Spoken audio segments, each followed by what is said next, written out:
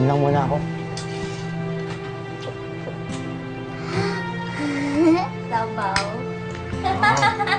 Ani, haloy na akong nakatikim ng authentic Bicol Express. Suwabe sa harang, masiramon. Ay, mamalos po. Ha!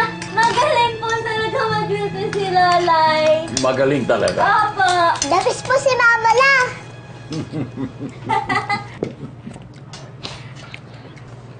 Tinay, maswerte kayo mag-ina.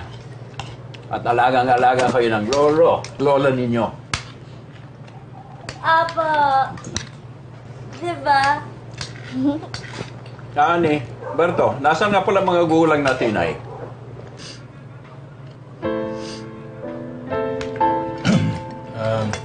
Maaga silang namatay.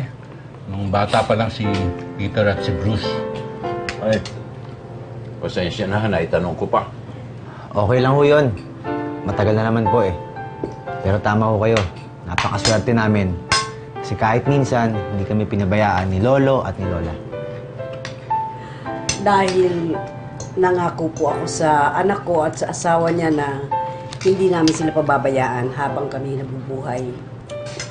You're doing a great job in taking care of them, Major. I salute you. Thank you, sir.